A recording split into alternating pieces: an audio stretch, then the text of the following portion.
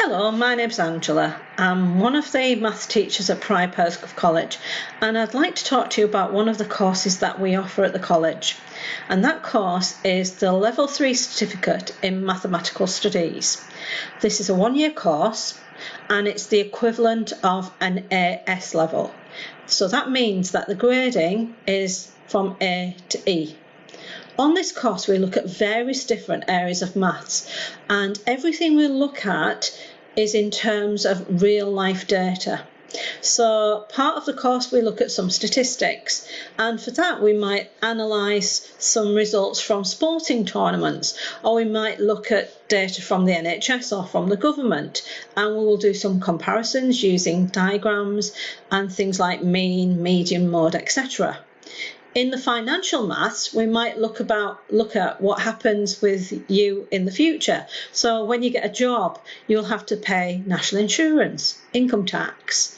You might have to pay to a pension scheme. You might have a student loan after you've been to university.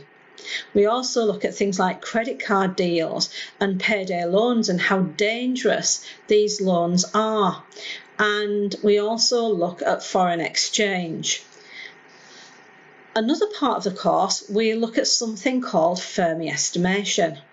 Now, Fermi estimation is where we are looking at a real-life problem and we don't actually know the solution to that problem.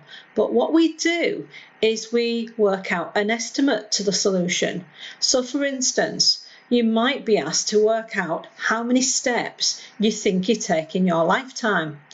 Now, nobody knows the answer to that question, but what you do is you say, okay, I think I take a set number of steps per day, which means I take a set number of steps per week. Then you build it up to a year, and then you build it up to your lifetime. And as long as you are working with reasonable numbers, that's acceptable. In the exam, you often get a short Fermi question like that.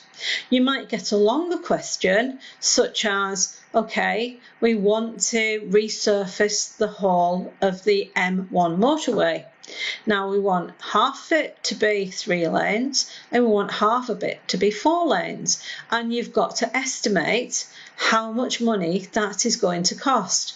Now, if you get a longer question like that, you might get a little bit of information to help you with that question.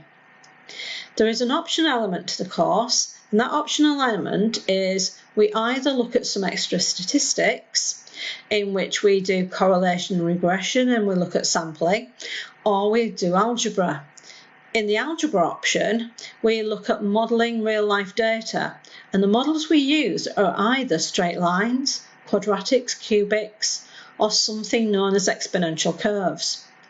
Now, exponential curves are pretty current in the news because each time you see the government update on the current situation, the graphs that they show you will always include some graphs that follow what is known as an exponential curve shape.